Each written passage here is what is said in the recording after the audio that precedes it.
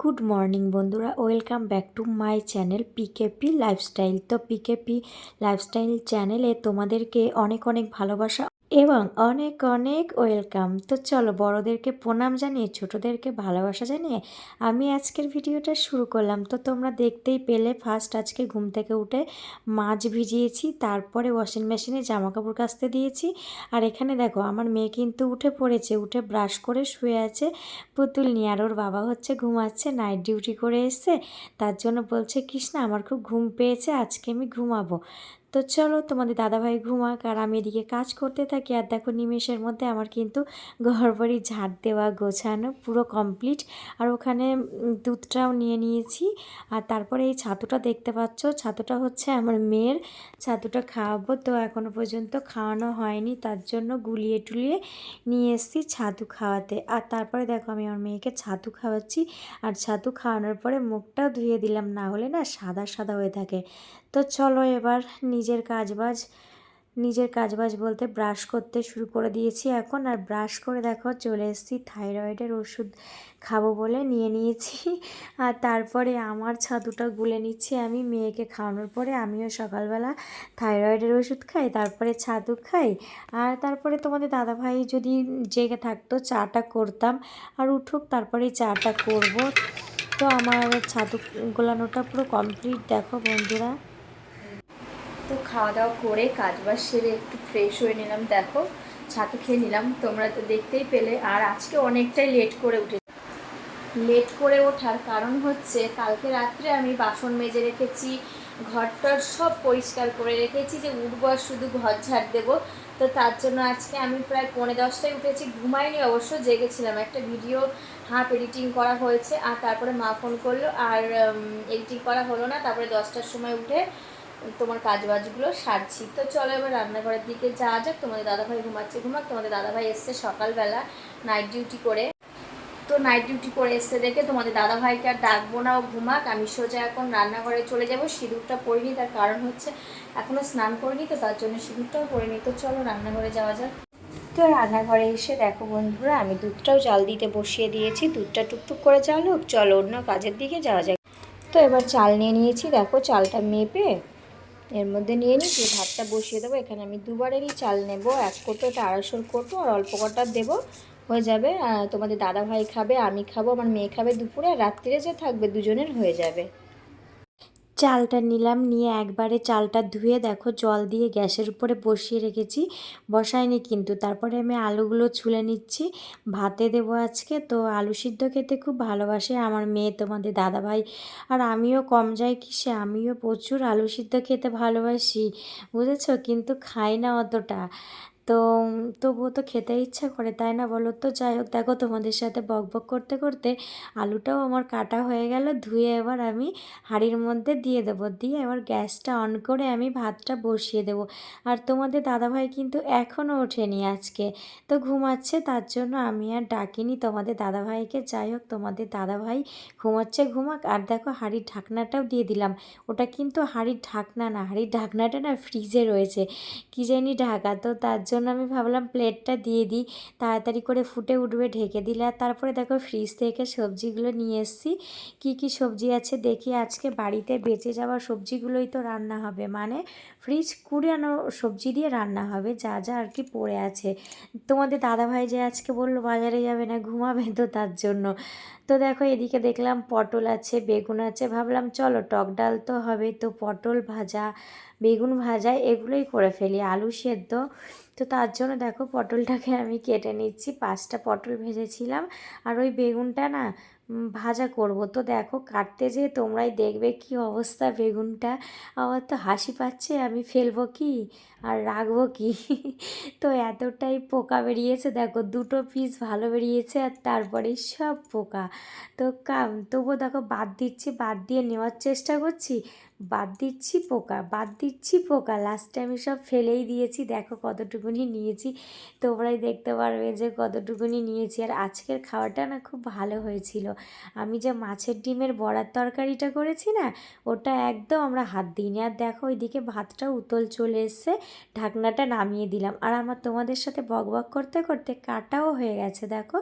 তো এরপরে চোকলাগুলো আমি সব একটা প্লাস্টিকের মধ্যে ভরে নিচ্ছি, ভরে ফেলে দেব, বালতি করে ফেলে দিয়ে আসবো। আর তারপরে আমি চলে এসেছি পটলটা আর বেগুনটা ধুতে। তো চলো পটল বেগুনটা ধুয়ে নিই, ধুয়ে তারপরে নুন হলুদটা যে মাখিয়ে নেব। তো তারপরে দেখো ধুয়ে টুয়ে জল ঝরিয়ে একটা প্লেটে তুলে নিচ্ছি। একটু জল না ঝরলে জল জল হয়ে যাবে নুন হলুদটা মাখালে।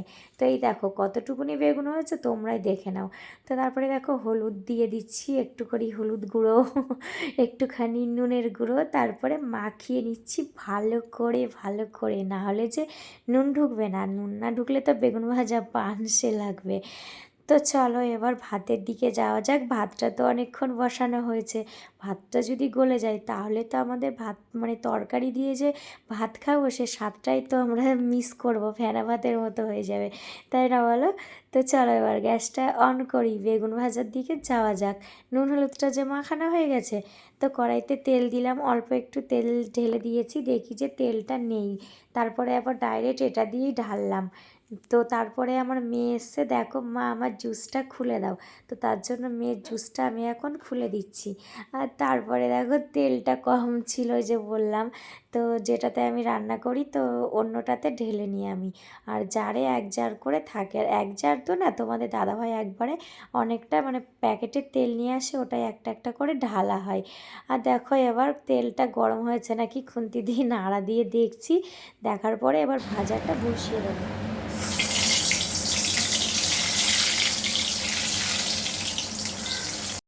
আর এদিকে আমি বকবক করতে করতে দেখেছো আমার ভাতটাও হয়ে গেছে। তো ভাতটা উপর দেবো বলে একটা কাপড় দিয়ে নিয়েছি, না হলে যে প্রচুর গরম হয়ে যায় জানো তো ওইখানটা। তো তার জন্য চলো ভাতটা উপর করে নিই। ভাতটা হয়ে গেছে। একে একে না অনেক তাড়াতাড়ি রান্না হয়ে যায় দাঁড়ানো রান্নাঘরে, জানো তো বসে রান্নাঘরে না সত্যিই কাজ বেশি অনেক। তো চলো বেগুনের এক পিঠ তো হয়ে গেছে, আর এক পিঠ উল্টে দিই, না হলে তো পুড়ে যাবে, খেতে ভালো লাগবে না।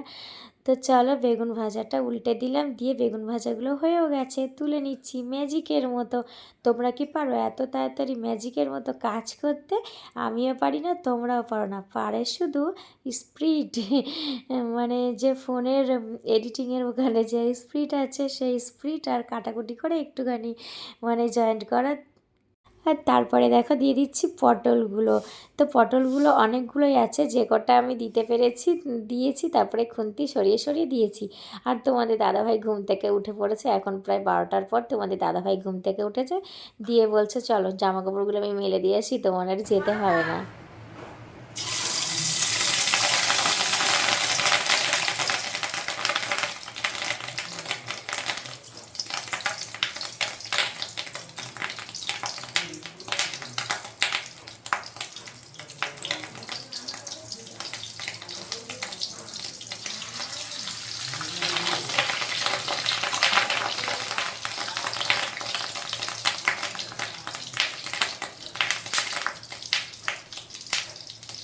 আমাকে কেউ বাঁচাও বাঁচাও, আমাদের বাড়ি বোম ফুটছে, বোম পড়েছে, আমাকে প্লিজ তোমরা কেউ বাঁচাও। তো যাই হোক দেখেছো বোমটা কীরকম পড়লো, তারপরে যাই হোক অনেক কষ্টে আমি আবারও ডিমগুলো দিয়ে দিলাম। তো ডিমগুলো ওখানে ভাজা হতে থাক, ততক্ষণে আমি ডিমের মশলাগুলো করে নিই। তো এখানে আদা জিরে পেঁয়াজ কাঁচা লঙ্কা রসুন সব আমি পেস্ট করতে চলে এসেছি। একা হাতে একা একা তো এরকম করে বুঝে আমাদের কাজ করতে হবে, তাই না বলো? যারা একা হাতে বুঝে কাজ করো তো এরকম করে করতে হয়, হয়তো বা আমার থেকেও বুঝে কাজ করো অনেকে। তো তারপরে দেখো মশলাটা মানে বাটা হয়ে গেছে, এবার আমি মানে তুলে নেব। আর তারপরে দেখো ডিমে ফোড়ন দেব, এটা জিরে মানে দারচিনি এলাচ লবঙ্গ আর তেজপাতা আর আমার এদিকে দেখো ডিমের ঝোলটা বসানো হয়ে গেছে, হালকা ফুটে উঠেছে। আর তোমাদের দাদাভাই বলছে আমি আজকে আমের চাটনি করে খাবো, তার জন্য তোমাদের দাদাভাই আমের চাটনি করছে।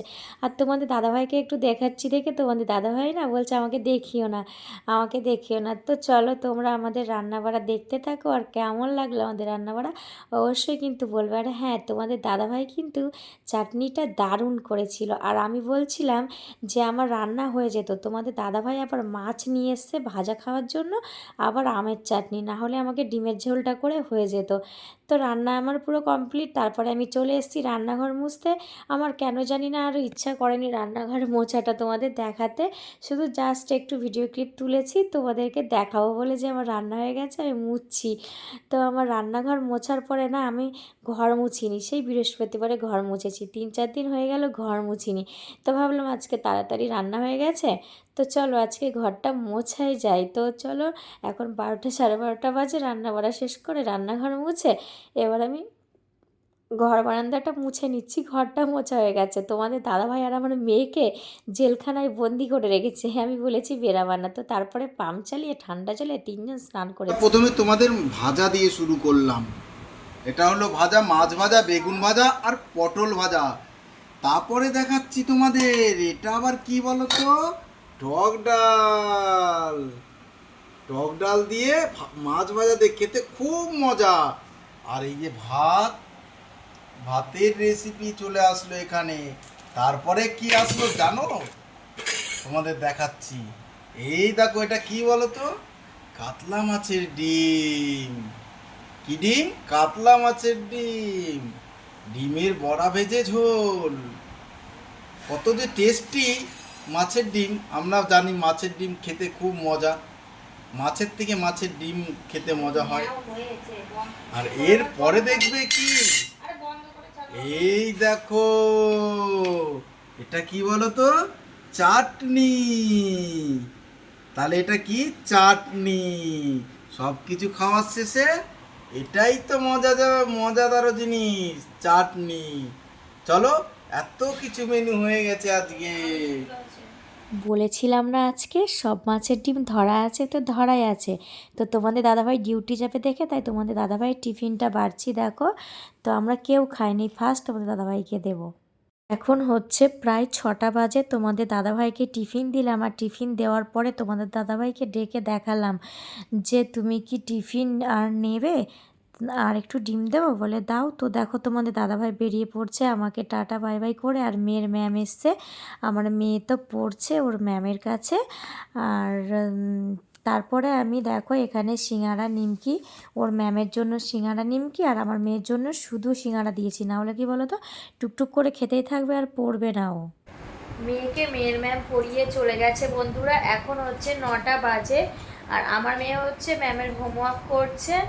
দুপুরে খাওয়া দাওয়ার পরে আর তোমাদেরকে কি বলবো, কোনো কিছুই দেখানো হয়নি, কোনো কিছু শেয়ার করা হয়নি।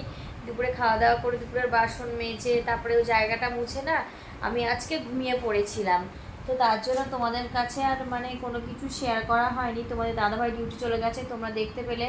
আর এখন আর কোনো কিছু শেয়ার, সেরকম কোনো কিছু নেই যে শেয়ার করবো। আর রাত্রিরে মেয়েকে পড়িয়ে তারপরে খাওয়া দাওয়া করে তোমাদের সাথে লাইভে গল্প করে ঘুমিয়ে পড়বো।